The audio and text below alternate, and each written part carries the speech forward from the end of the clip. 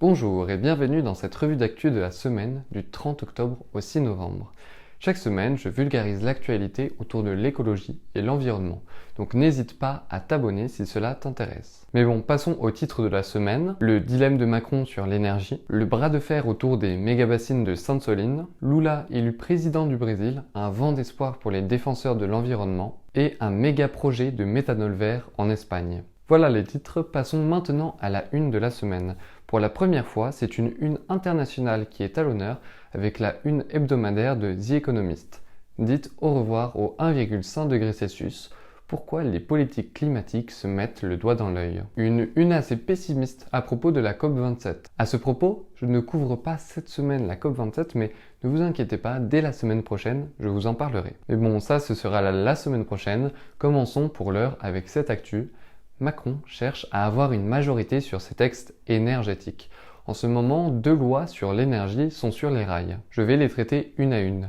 La première, une loi sur les énergies renouvelables, vient d'être acceptée par le Sénat ce samedi 6 novembre et devrait prochainement arriver à l'Assemblée nationale. Son but, alléger les procédures administratives pour réduire le temps de déploiement des projets, accélérer le développement de l'énergie solaire et de l'éolien en mer et améliorer l'acceptabilité locale des projets. Il faut dire que c'est une surprise que cette loi passe si vite au Sénat, qui est majoritairement de droite et plutôt anti-éolien. Mais sur cette loi, le gouvernement a eu gain de cause puisque les sénateurs ont abandonné l'idée d'un droit de veto des maires quant aux projets renouvelables. À la place, ils devront délimiter des zonages avec certaines obligations. Même chose avec l'éolien en mer, puisque les sénateurs de droite voulaient établir une distance minimum vis-à-vis de la côte pour de nouveaux projets, ce qui a été abandonné. Mais ce texte pourrait ne pas être adopté à l'Assemblée nationale où il arrive ce 5 décembre pour la deuxième étape de la navette. Car le gouvernement n'a pas la majorité absolue. La droite veut privilégier le nucléaire aux renouvelables et la gauche craint que ce projet de loi mène à une détérioration de la biodiversité, même si cette loi se rapproche de beaucoup de positions défendues par la gauche. Et pour ce qui est de l'extrême droite, bien sûr, elle ne va jamais voter une loi favorable à l'éolien. Voilà pour cette première loi, voyons la deuxième et vous allez voir comment les destins de ces deux lois sont croisés. L'autre loi du package énergie de Macron porte sur l'accélération de la construction de nouveaux réacteurs nucléaires. 6 réacteurs EPR de nouvelle génération à l'horizon 2030. Il faut savoir que, comme ça parle de nucléaire, un débat national de 4 mois doit avoir lieu. Sauf que pour Macron, c'est trop lent, donc le projet de loi est arrivé à l'Assemblée nationale dès ce mercredi 2 novembre, ce qui a été vu par beaucoup d'observateurs comme un moyen de court-circuiter le débat national et cela n'a pas plu aux députés de l'opposition. Cette loi sur le nucléaire, comme celle sur les énergies renouvelables, n'est pas en bonne posture à l'Assemblée nationale. Elle est idéologiquement compatible avec les députés de droite, mais ceux-ci pourraient ne pas la voter en reprochant au gouvernement la loi sur les énergies renouvelables dont nous avons parlé tout à l'heure. C'est là tout le dilemme de Macron. Il peut se rapprocher de la droite sur la question du nucléaire, mais dans ce cas, les députés de gauche pourraient couper court aux négociations sur les énergies renouvelables. Et c'est pareil dans le cas inverse. Si le gouvernement se rapproche de la gauche pour avoir des voix supplémentaires sur la loi énergie renouvelable, alors la droite se braquerait sûrement, même sur le nucléaire. Il reste toujours l'option d'un 49.3 sur un des deux textes, mais le gouvernement n'en dispose que d'un par an, hors texte budgétaire. Et il veut sûrement le garder pour un autre texte assez polémique, la réforme des retraites. Voilà un bon gros morceau d'actu bien complexe, j'espère que je ne vous ai pas trop perdu. Un petit temps pour souffler et on se dirige directement vers la deuxième actu chaude de la semaine. Et on reste en France avec le conflit autour des bassines de Sainte-Soline qui ne se résout toujours pas. C'est un sujet dont je n'ai toujours pas parlé dans mes vidéos, je vais donc me rattraper aujourd'hui. Alors de quoi on parle? Dans le département des Deux-Sèvres, un projet défendu par la FNSEA, la Fédération nationale des exploitants agricoles, un syndicat pro-agriculture intensive, vise à construire 16 méga-bassines. Alors méga-bassines, c'est pas le nom officiel, mais bon, on va l'utiliser, c'est plus simple pour visualiser de quoi on parle. Financées majoritairement par de l'argent public, ces 16 méga-bassines pourraient accueillir 14 millions de mètres cubes d'eau pour que cette eau soit utilisée pendant les périodes de sécheresse comme cet été. Bonne idée à première vue, on a trop d'eau en hiver, on la stocke pour la réutiliser l'été. D'ailleurs, le concept des retenues d'eau n'est pas forcément horrible écologiquement dans toutes les situations. Je vous renvoie vers cet article de bon pote et la géographe Magali Regueza qui font le point sur les connaissances à ce sujet. Le consensus scientifique est aujourd'hui qu'une retenue d'eau peut être une bonne idée. Mais à condition de respecter certains critères. Si on pioche dans les nappes phréatiques, c'est pas ouf, puisque ça pioche dans des réserves non renouvelables. Et surtout, si c'est pour irriguer des champs de maïs d'agriculture intensif très gourmands en eau, alors là c'est catastrophique, puisqu'on ne fait que reporter le problème, en plus d'abîmer la biodiversité et les sols. Et vous l'aurez deviné, les bassines de Sainte-Soline regroupent toutes ces mauvaises idées au niveau environnemental. Voilà pourquoi les associations environnementales et la société civile sont si engagées sur ce sujet.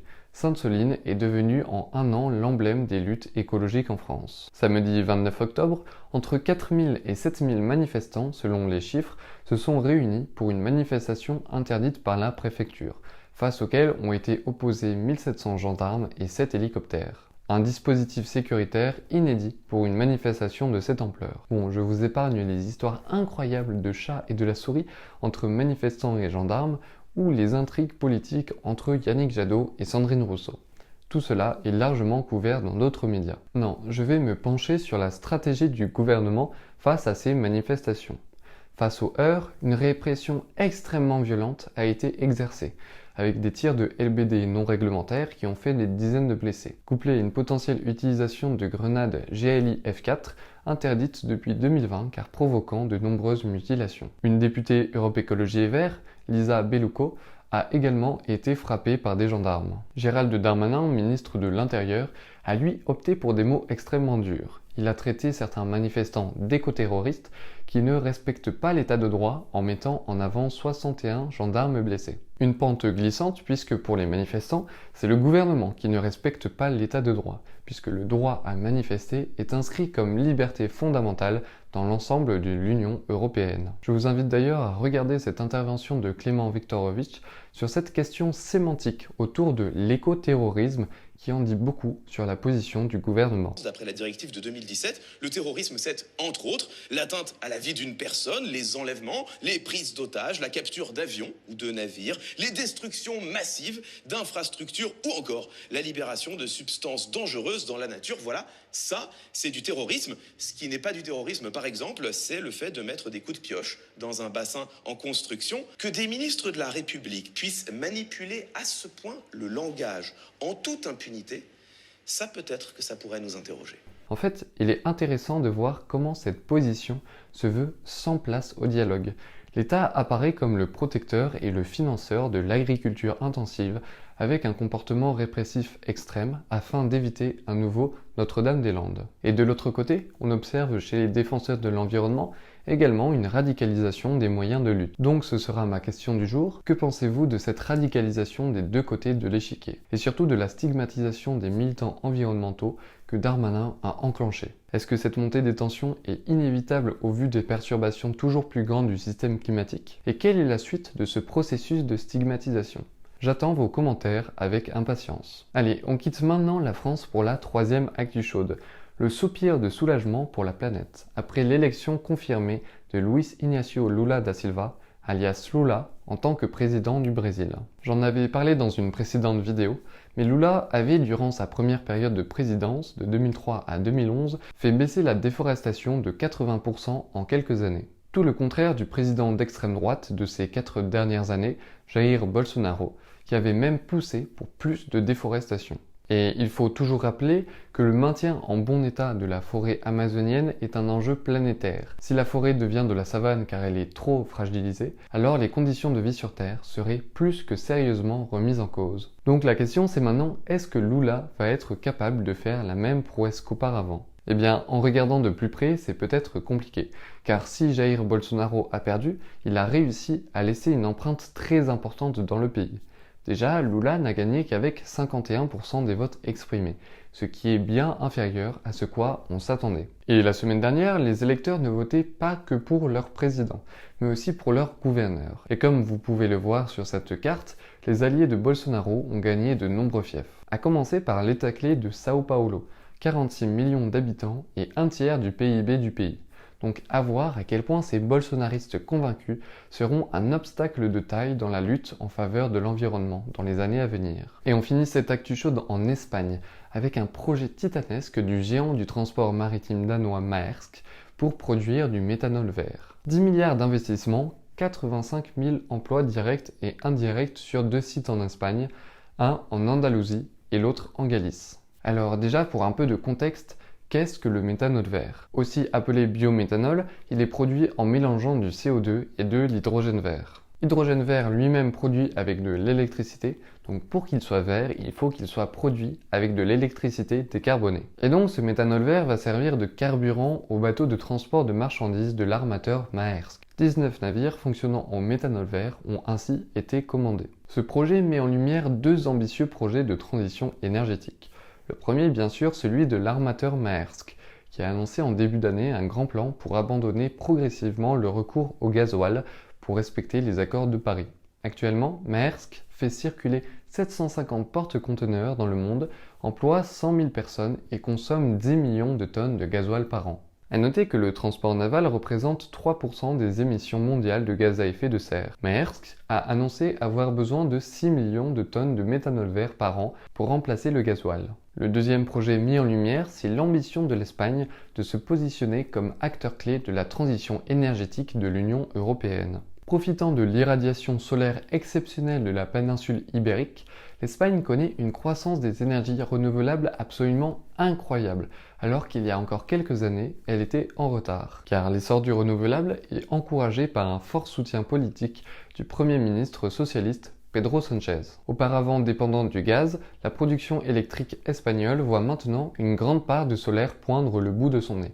Et c'est là où ça rejoint le projet de Maersk. Grâce à cette production électrique bas carbone, la production massive d'hydrogène vert et de méthanol vert est théoriquement rendue possible. Le Premier ministre espagnol Pedro Sánchez a d'ailleurs déclaré « L'Espagne veut être à la tête de la décarbonation du transport naval et être l'un des corridors verts les plus importants pour le trafic maritime mondial. » Cette transition énergétique permet à l'Espagne plus qu'une décarbonation des activités, mais aussi un essor économique et politique au sein de l'Union européenne assez remarquable après la crise de 2008 qui avait frappé très fort le pays. Alors maintenant qu'on a vu ce projet de Maersk, je vais encore une fois vous poser une question. Est-ce que vous pensez que cette transition de l'entreprise est conforme aux accords de Paris?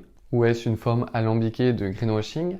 Ou bien est-ce que continuer un trafic maritime aussi intense, même avec du méthanol vert, est de toute façon destructeur pour l'environnement? Voilà, à vos commentaires, et j'en profite pour annoncer la fin de l'actu chaude et le début de la piscine, la partie recommandations articles et vidéos YouTube. Cette semaine, la piscine sera plutôt courte, pour ne pas que la vidéo soit trop longue. Tous les liens sont bien sûr dans la description. Et on commence avec cette vidéo de Philoxime, qui s'interroge sur le rapport entre libéralisme et environnement. Est-ce que le libéralisme économique a été pensé de base, comme il s'exprime aujourd'hui, comme un système destructeur par essence de l'environnement? Eh bien en fait, pas si simple. Vraiment, allez voir la vidéo, c'est super intéressant. On enchaîne avec Courrier International, qui à l'occasion de la COP27, fait une semaine spéciale consacrée aux questions climatiques et environnementales, avec énormément d'articles sur ces questions. Ça vaut vraiment le coup, en plus pas mal d'articles sont libres de droit, donc foncez. Et enfin, toujours en rapport avec la COP27, cet article du Monde qui résume tout ce qu'il faut savoir sur le contexte autour de la COP. Qu'est-ce qui est attendu? Quels pays sont présents ou absents? Et pourquoi? Quels sont les acteurs à suivre? Voilà, c'est sur cette recommandation que se finit cette vidéo, et moi je vous dis à la semaine prochaine pour débriefer la première semaine de la COP27. Salut!